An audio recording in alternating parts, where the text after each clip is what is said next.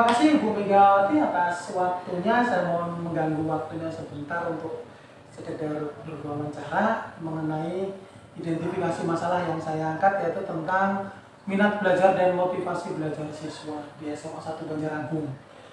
Yang saya angkat di sini bahwa saya menemukan bahwa motivasi belajar siswa itu masih rendah. Mengapa kok motivasi belajar siswa di SMA 1 Banjaragung ini masih rendah menurut Ibu?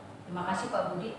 Jadi kalau menurut pandangan saya Pak Budi, motivasi belajar siswa di sini masih rendah itu karena kurangnya kesadaran siswa bahwa sekolah atau pendidikan itu sangat penting.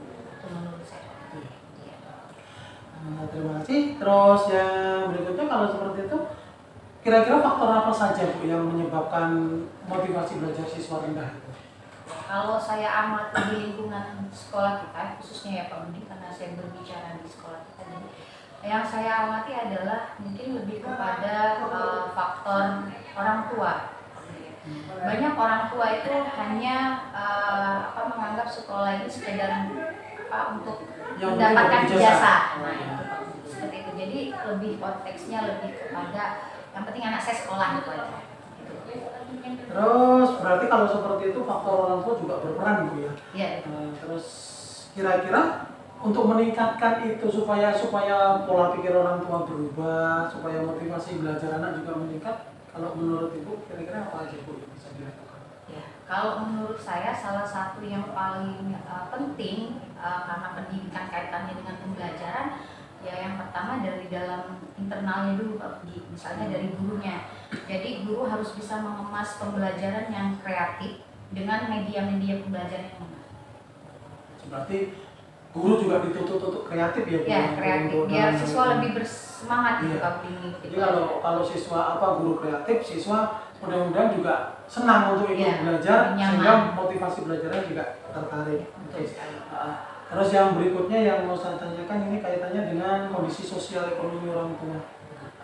Apakah itu juga berpengaruh, mereka dari latar belakang sosial ekonomi yang bagus atau mungkin mereka yang sosial ekonominya yang rendah, itu apakah itu juga berpengaruh? Ya Pak Budi, kalau dikaitkan dengan ekonomi pasti segala sesuatu itu ada benang merahnya ya Pak Budi. Yang pertama mungkin terkait dengan orang tua ya, siswa mungkin merasa kurang semangat belajar mungkin ketika ada dukungan secara finansial ekonomi, misalnya orang tua tidak mampu, itu pasti ada yang bisa berpengaruh. Misalnya mungkin ketika mereka minta media pembelajaran buku misalnya kalau orang tuanya tidak menyanggupi, kan kadang malu sama menyanggupi, seperti itu kalau menurut saya Pak. Lebih ke faktor minder ya, membuat minder. Siswa minder ya, untuk siswa yang berada di bawah. Ini ya istilahnya ya secara ekonominya mereka ada di bawah. Terus kaitannya itu tadi dengan sosial ekonomi orang tua. Nah, yang berikutnya kaitannya dengan ini dengan teman bermain. Apakah teman bermain, lingkungan bermain anak-anak itu juga bisa mempengaruhi Bu? Assalamualaikum.